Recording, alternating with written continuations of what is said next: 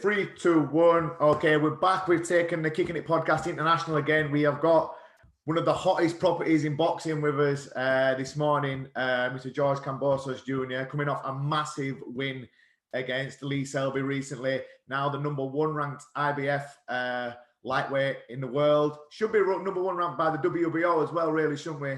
But yeah, mate, thank you for joining us. You're over in quarantine at the minute, aren't you? You just got back in Australia. Your performance, let's get straight onto that, because I thought that was absolutely sublime, because I've seen Lee Selby make a lot of fighters look stupid. He's very evasive. His movement is very tricky. He's a tough fighter to pin down. You used lots of different dimensions to your game in that fight, didn't you? You used solid punching, good footwork, defensive skills. Was that the game plan, mate? Because I thought that was an amazing performance. Oh, thank you. And obviously it's a pleasure to be on. I'm a massive fan of yourself, Liam, so it's great to be on. And like you said, I am in quarantine. I've got a couple more days left and I can get out of quarantine, which I'm very happy about. But look, it was a fantastic performance, really good performance. And, you know, we showed such a different dynamic of our fight game. I think everyone thought that we were just going to come in and tackle Lee head on and try to brawl with him and bust him up. But I want to show the world the different side of my boxing IQ. And like you said, Lee is a class operator. Yeah, five world title against the fighter like that. It's tough, isn't it? He can make fighters look stupid with his style, can't he? So that, he can. He's a very, very good operator. He's smart at what he does. He's got a massive amount of experience. And look, we knew that coming in, but I knew my speed was going to shock him. My boxing IQ and my distance was going to shock him. He couldn't land a shot. Even the jabs that he was flicking out were very just brief jabs, just lightly touching me. My defense was very good. My footwork was great, and a great win. You know, to do it again on enemy territory, you know, was fantastic. And I had a great time in the UK. And the biggest shame, obviously, and I know you wanted to be at the event too. You would have loved to be there to watch it live. Yeah. The biggest shame was we couldn't have live fans there, but I can't wait to get back to the UK and fight in front of a huge live audience. Well, I said to Vinny, as soon as the fight got announced, this was like pre-COVID when it first got announced. I said, we are going. I said, we are off to watch this fight 100%. And I was gutted when the crowds didn't get announced. But like you said, I was also very surprised with how big Selby is, because how he made featherweight before, I will never, ever know, because he looked huge at points in that fight when you got close up together. He's a very big, he's very rangy. And like you said, he should have been the one landing the jabs. He should have been the one keeping you at range, but he struggled the whole way through. Your speed, I noticed that against Mickey Bay, when you punched holes in Mickey Bay, your speed is incredible, especially with your counter punching. And I thought your counter punching were on point in that fight as well. Mickey Bay was also a former world champion, wasn't he? Am I right? The difference is, how has it been moving into the class now? Because you've proved now you are in the top 10 elite in the world. How has it been just moving into that class slowly into the world elite level? Look, I've always had that belief. And obviously we met a long time ago, wildcard, where I was sparring a former world title challenger. Yeah. And I had that belief in myself back then.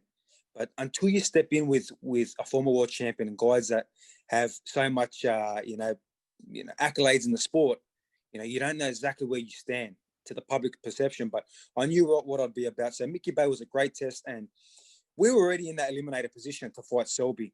We never had to take the Mickey Bay fight, and a lot of people around me, and my promoter as well, didn't want me to take that fight.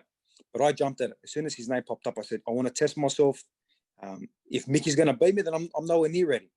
So that was a great test. And the jump up in class from Mickey Bay to Lee Selby was, a great jump up. You can see how much I improved from, just that span of the two fights. Yeah. And to do it, both former world champions in their backyards is huge. Not many fighters, want to go fight in someone's backyard, let alone go fight a former world champion in the backyard. So, look, my speed is incredible. I've got fantastic hand speed. The combinations fly. And like I said, my distance, my footwork, the way I get in and out of range is second to none. And that's why I believe I give, all these top guys, and obviously Lopez, he's got all the belts now. I truly believe I give him a lot of trouble and beat this guy. So that's what we're going to come on to next. You're now #1 ranked in the IBF. You should be #1 ranked in the WBO, because Selby was #1 in the WBO. #1. Well, there's talk now of, obviously, Lopez, he's got all the belts. There's talk of you getting that fight in your backyard. What would that mean to you to to get that fight in your backyard, to fight for the undisputed lightweight championship of the world. That's got to be one of the biggest events boxing has seen in Australia. 100%. It means the world to me. Not only am I fighting for one world title, but to fight for every single title there is, against a unified champ who just came off a massive win against Lomachenko, who's the talk of boxing at the moment. It's huge. And look, negotiations have started between my team and obviously Lopez's team and Bob Arum and Top Rank. So everything is moving nice. Everything's smooth. And, we're confident we can make this fight happen. Not only it's a massive fight around the world, but a huge fight in Australia. This is a stadium fight. It fills out, a whole stadium. And hopefully by early next year when everything is better, international flights are back around where people can fly to the event and full capacity in a venue, a stadium. We have that ready to go. So it's a huge event.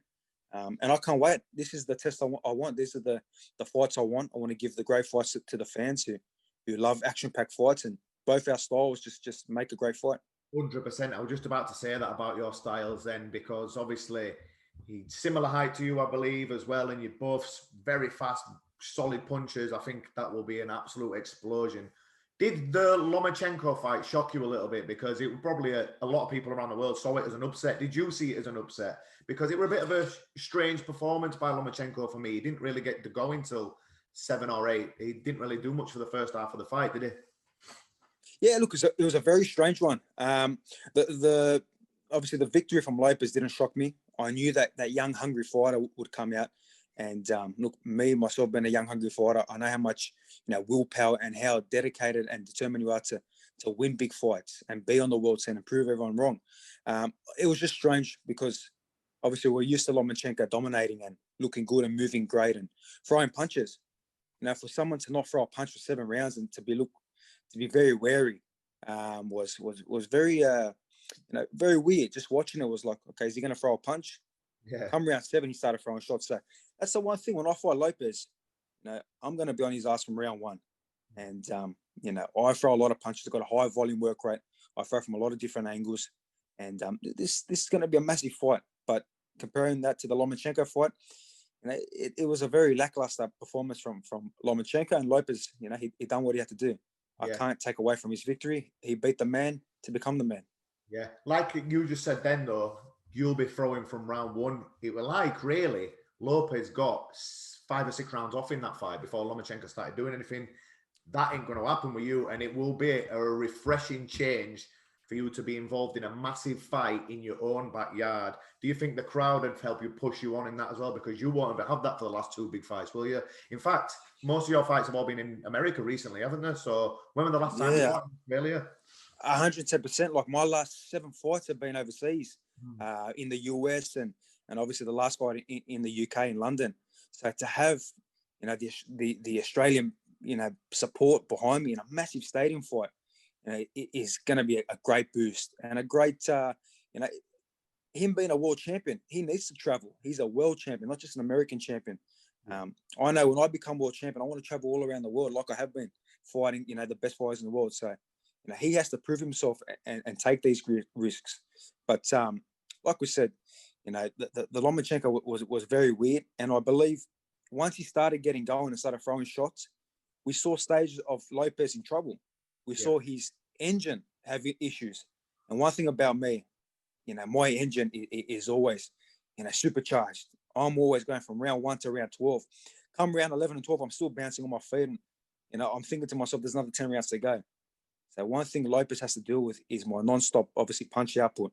But come them deep rounds, when there's 60,000 or 50,000 screaming fans behind me, he's got to deal with that as well. So there's a lot of advantages in our favor. But it's exciting fight, exciting time in my career. And look, it's exciting time for Lopez as well, to get this opportunity to fight in Australia in front of a packed out arena. It's something we could have only dreamed about, a couple of years ago, but it's coming to fruition now. It's exciting time for that whole division, to be honest, because the lightweight division must be one of the most stacked divisions there is at the minute. Obviously, Lomachenko, Haney, Garcia, Campbell, etc., etc. Out of anyone else other than Lopez, is there any other fighters who you'd have your eye on, who you think your styles would just make an explosion and be a great fight for the crowd, or is your radar just on everyone? Look, my radar's on everyone, but I love the Haney fight. I know he's got a big mouth. He likes to talk a lot. He likes to show off a lot. Look, I talk, but I talk in a confident way where I back myself. I think he just talks too much out of his ass. So I'd love that fight. And to be honest, we all know that he hasn't earned that belt. He got it through an email where they said he's a world champion. So I'd love to fight him. Ryan Garcia's got a huge social media base. Again, he hasn't proved anything. My accolades are way better than both them guys. But the real fight I really would love outside of Lopez is Davis. Devastating puncher, explosive hands, great speed, great movement. Just a great style for both our styles to clash. So that's another guy I'd love to fight. And obviously I've got so much history with Pacquiao. He's with Mayweather, so it just makes sense. Yeah, 100%. He looked very good against Santa Cruz last time out as well. So you are not wrong there. That would be an absolute barnstormer. I'm just going to pull it back a little bit now because we mentioned before earlier, we met in, I think 2-3 years ago now when you were over trading at Wildcard. And Freddie Roach took me and my friends downstairs. He said, I've got one of my pros sparring down here. Do you want to come watch? And we were like, yeah. And we came down. I remember that the first time I saw you, I was like, fuck me, this guy is good. And he came over to us, did Freddie, and he said, trust me, 2 years, this boy will be world champion. So that was like 2.5 years ago now. So you weren't wrong. You are now in line for that. You're not wrong. What took you out of Australia and took you over to Wildcard to be training with those guys? Did you just think, right, I want to be mixing it amongst the elite? And how was it working with Freddie under his guidance for that time? Look, that was always the plan. In this sport, you always got to test yourself. And when you're in your backyard, you're comfortable. Everybody knows you. You're sparring, but you're comfortable. You're in your environment. We were never about that. We always wanted to get to 10-0 in our pro career, do our apprenticeship, and then go overseas. Go to where the big boys are. Go to where boxing is a first choice sport, not a fifth, sixth choice sport. So look, Wildcard is the famous, home of Manny Pacquiao and the home of Freddie Roach.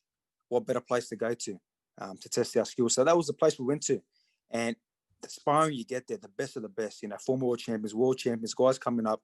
I remember one stage we were sparring Jose Ramirez, who's a current WBC and WBO light welterweight champion, and then going back to back with obviously Ray Beltran, another former world champion. So the sparring you get there, the class you get there, that's where you prove yourself. That's where you show to, not only the guys around you in the American scene, but you show to yourself that I can hang with these guys and I can obviously show what I'm about. And then the opportunities arise from that sparring, from that, things I've done in that Wildcard gym and sparring these guys gave me the opportunity to go spar a legendary fight in Manny Pacquiao. So, one door opened another. Yeah, you became his chief sparring partner. Is it right? You did around 250 plus rounds of sparring with him. What was that like? How and what experience did you take from that, which has molded you into the fighter that you are now? Look, 250 rounds with Pacquiao, 3 world title campaigns. 12 rounders, obviously preparing for his fights. So now that I'm doing my 12-round fights and obviously my 12-round preparations for my world title fights and my world title eliminators, it put me in such a good step of what I have to do, that extra 1%. I've always been a dynamite in the gym. I always train so hard and continue grinding and work on my craft, but just that extra 1% to see how the legendary guys do it, how Pacquiao does it, and to be side by side with him for the 3 world title campaigns, the 250 rounds of sparring, just elevated my career, my game, added so much more to my fight game. And confidence-wise, if I can stand in there and do what I've done with Manny Pacquiao for 250 rounds, what's Lee Selby going to do to me? What's Mickey Bay going to do? What's Teófimo Lopez, the young punk, going to do to me? So, it was great for my career. And what a better man to be around. Such a humble, great man that gives so much to his people and obviously to the people around him. So it was fantastic for my career. And that all happened obviously because of the doors that I opened up going to the US and taking the big risk and taking the chance. So then through this, you're training with all these guys. You've got your debut on American soil. That ended in a blister. You KO'd him in. Were it 1 minute of the first round with that? I think so, yeah. About 1 minute and 20 seconds. I think we actually fought at 140 as well. So the guy was a lot bigger. He came in heavier. And literally, I came in there and blasted him. They knew, like, obviously, my promoter, Lou DiBella, and the Americans, obviously, journalists and media, they knew I'd win the fight, and I was very confident I'd win the fight, but I wanted to make a big statement. They never thought I'd come in there and make a statement in a minute and a half or a minute 20 seconds. So it was a great win. Connecticut Foxwoods, casino, and then from there, it's just rose. Everything started to come to the position where I'm at today. So after that, you were on the undercard of, was it Pac-Man versus Broner? I believe you were on the undercard of that fight. That's hitting the big time, isn't it? Because that show was huge. Everyone wanted to see Pac-Man punch Broner's lights out because he's just a dick, innit? So that was a massive show to be on. I remember when that happened, because again, I said to Vinny, I said, fucking George, he's on the undercard of this. We stayed up and watched it. How did that feel, knowing that he was touching on hitting the real big time and you're on the undercard of such a big prestige fight like that? It was fantastic. The fight before that, I was actually on the Pacquiao Matisse card in Kuala Lumpur. Got that one there, and then obviously had a great win there. Took the guy out, I think, in the second round. A guy that was 17-1, so I got rid of him, and then went back to Sydney, and then got the call up for Manny to be the main sparring partner for the Broner camp. And as soon as I got into camp, obviously fighting on the undercard in Las Vegas, the MGM Grand, these are the arenas you dream of to fight in. In 2019, I fought obviously at the MGM Grand, had a great victory against Ray Perez, who was a very dangerous fighter. Was coming off two massive wins, 2 knockout wins against some high level guys. And then I finished off the year at MSG, obviously against Mickey Bay. So, once you start hitting these big arenas and these big time fights, you don't want to go back. So the way it's always been, and even after this Lee Selby fight, I'm hungrier. I just want more success. I want to get to the top. And obviously you've been there as well in the world of your sport. You know what it's about. To get to that top, you want more success. You want to keep reaching for the stars. And that's where we are right now. When you hit that level like that, it's the best drug that there ever is. Nothing compares to it when you get to that level and you win at that level. So yeah, I know exactly what you mean. I was going to ask you something about your mindset, because when I watch your interviews and stuff like that, you are so, I can tell you believe everything you are saying, and everything you are saying, you are doing also.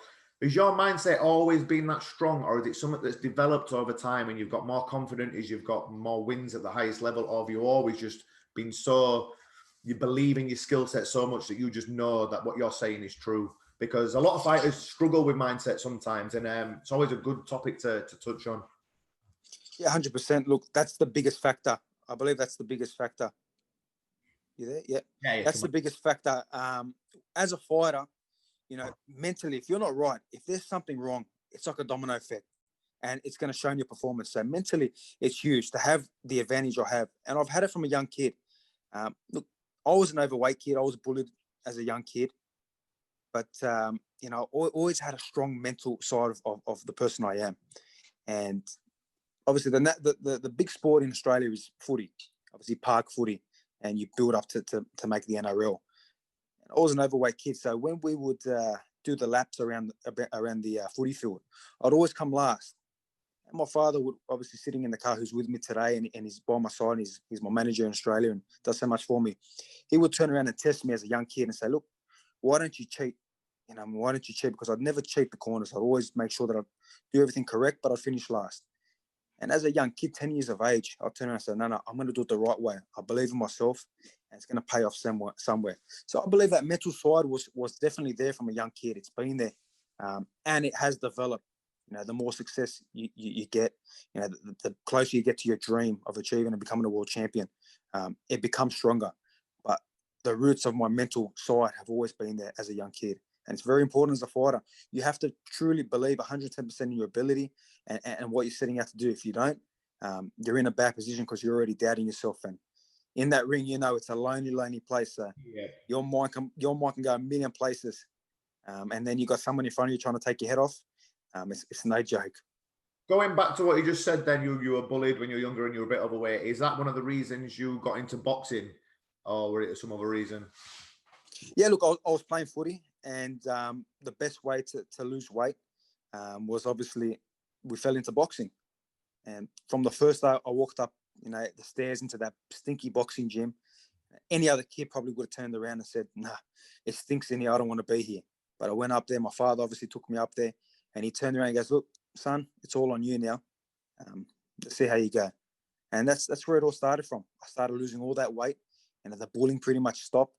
And I found a self-confidence in myself and what I was doing, and I fell in love with the sport. And all of a sudden, a year later, I was having my first amateur fight. It's a crazy journey when I think back. That overweight kid, that kid that was bullied, that went to boxing just to purely lose weight and get fit, and obviously help the bullying.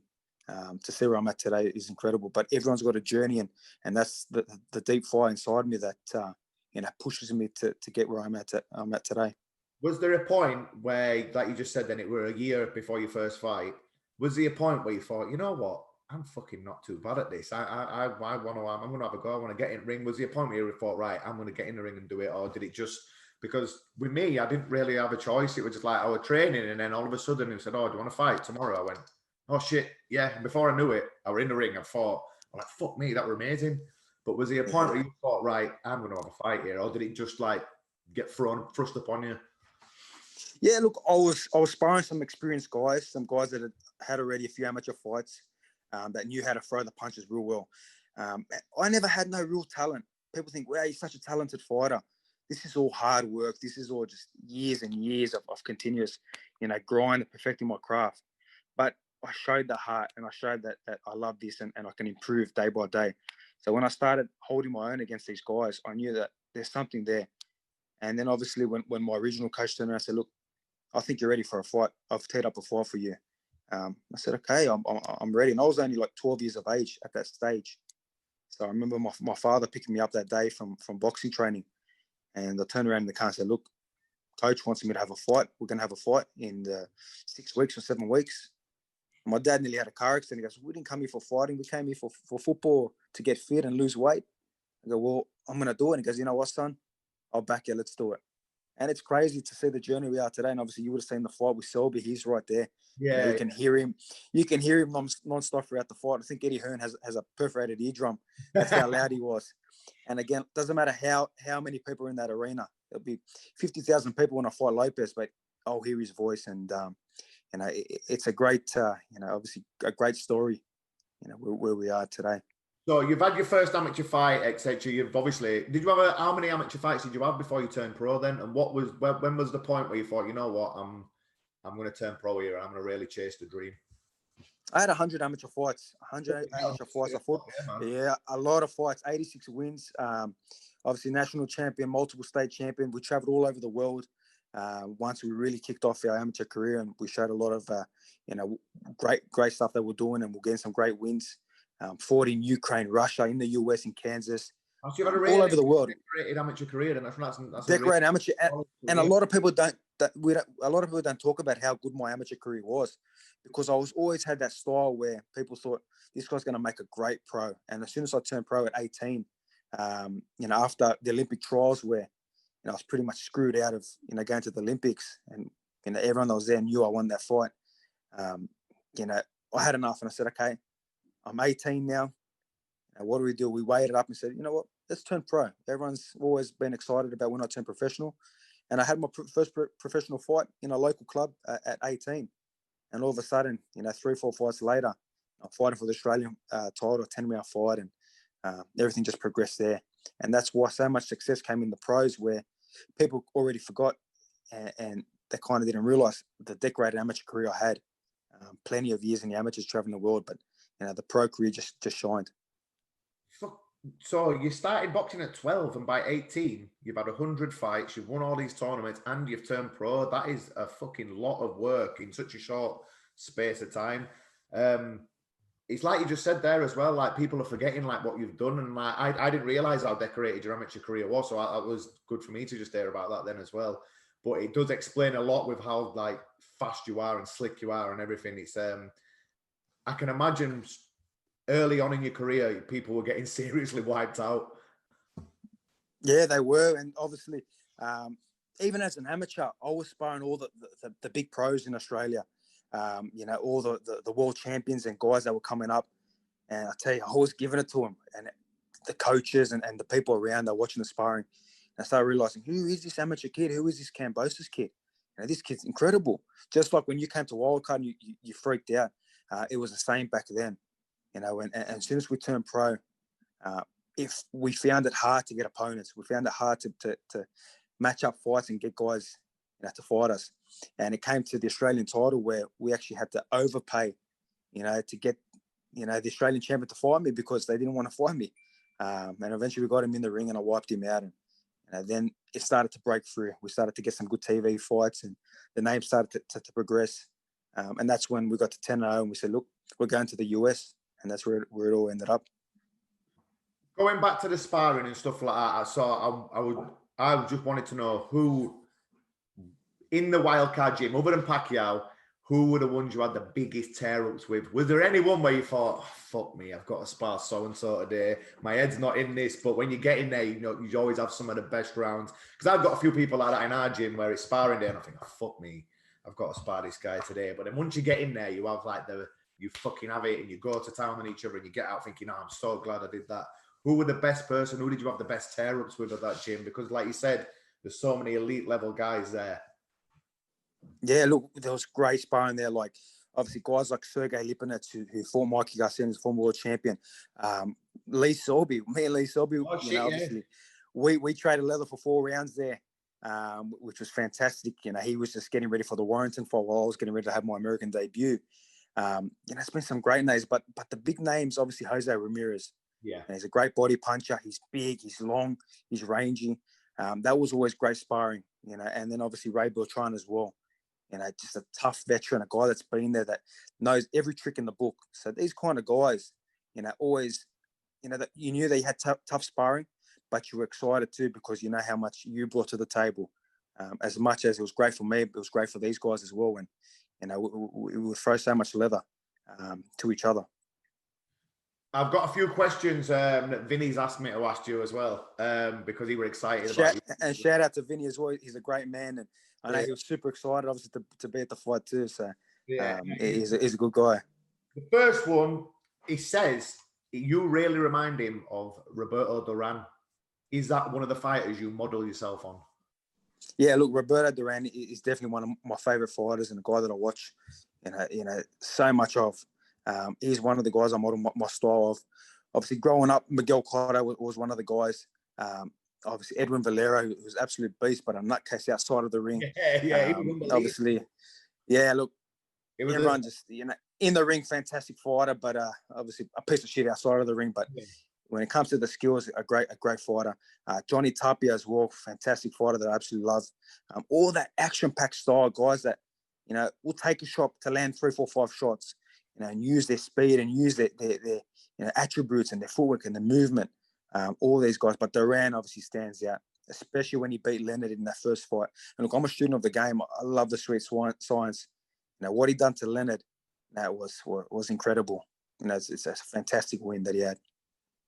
Secondly, we've already answered a little bit about this one. He wanted to know about the rounds with Pacquiao, but outside of that, he also wanted to know what it would like just being around him as a person in the gym, around him when he's training to fight. What were he like as more of a person? A great man. Manny is one of the most humble people you ever meet. And sometimes I look at him and think, this guy's a legendary fighter. So many world titles, such a famous man around the world. But he's just a normal guy. He's a normal guy. He has a laugh. One of the crazy stories, we had just finished one of our first runs that I done with him, and sweating in obviously General Santos, where he's from. And we ran to his beach resort that he has there. And he goes, George, you hungry? You want to eat breakfast? I said, okay, let's eat. So we sat there and you got everyone there. You got the army and he's taking phone calls. Obviously, he's a senator in the politics. And he grabs my plate. I'm sitting right next to him. It's himself in the middle, his brother, Bobby, who I know pretty well. And we chat every so often. And myself and everyone else around. He grabbed my plate and he starts serving me breakfast, obviously, and puts it on my in front of me on the table. And he goes, look, eat. You think like a guy like that, grab my plate and giving me food, it's like I should be giving him food. He's a legend. But that and just the crazy people, like the people around him, he just loves having people around him. Even in Los Angeles, he had so many people there that when we went to Vegas to fight, his house got robbed because there's so many different people there. He just loves people. And unfortunately, I feel that a lot of people take him for a ride. I think a lot of people are there to, just take him for a ride and get the money because he's always giving money away. but just a humble champion and a one of. There'll never be another Manny Pacquiao, and I believe he will be the president of the Philippines in a couple of years. Yeah, I believe so too. There's talk of him fighting Bud Crawford at the minute after Crawford's win at the weekend against Kell Brook. Do you think that fight will happen? And if you do, how do you see it going? Look, I love Manny Pacquiao, but he's done so much. I don't think he needs to fight Bud. I don't think it's a fight that he needs to risk. A couple of years ago, I think he would have wiped Terence Crawford, but at stage of the career, he just doesn't need it. But again, we said the same about the Thurman fight. It was a risky fight. It was a dangerous fight, and look what he goes and does. Like, I did him in first round. I couldn't believe that when he dropped him in round one. I was like, whoa. Yeah. You know what? He turned back the clock a little bit in that. He just looked, his speed, everything was, his power, everything was still there. That was a solid performance. And for him to drop him in first round as well. Yeah, you just don't know with Pacquiao, what Pacquiao's going to turn up. Is he going to be a vintage Pacquiao like he was in Thurman? But I feel like the worst thing that has happened to him is his virus. COVID has kept him out of the ring a little bit extra. Yeah. And, maybe he's aged a little bit more, but you never know with Pacquiao. He's a one-off, and you never know. But if that fight does happen, I'll back him. I'll still back Manny. But it is a tough fight. Did you watch Bud versus Kell Brook at the weekend? Kell Brook looked he looked finished now. I think GGG and Spence have just took all the life out of him. I don't think there's much left for him in that because it didn't look much he looked pretty sharp, but then the shots that finished him, as soon as he took something, he didn't want to know, did he really?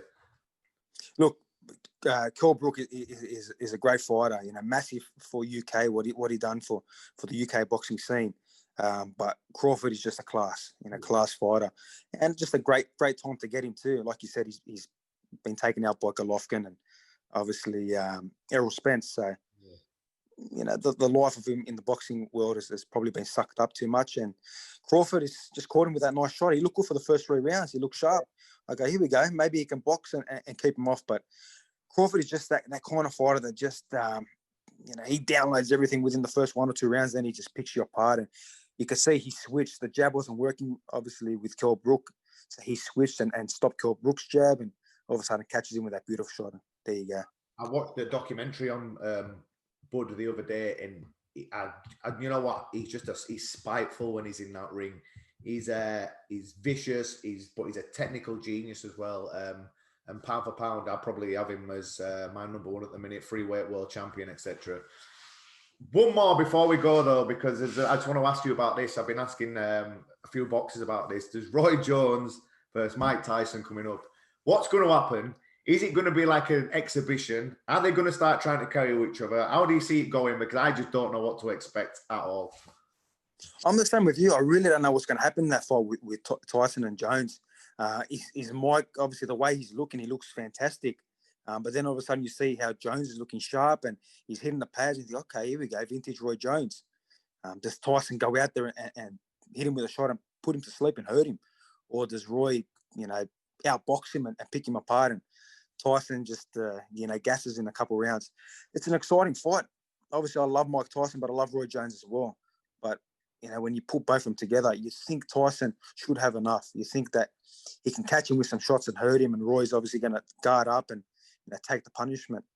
But again, are they going to carry each other? Is there so much money involved? They're going to look after each other. Is there a side deal on the side?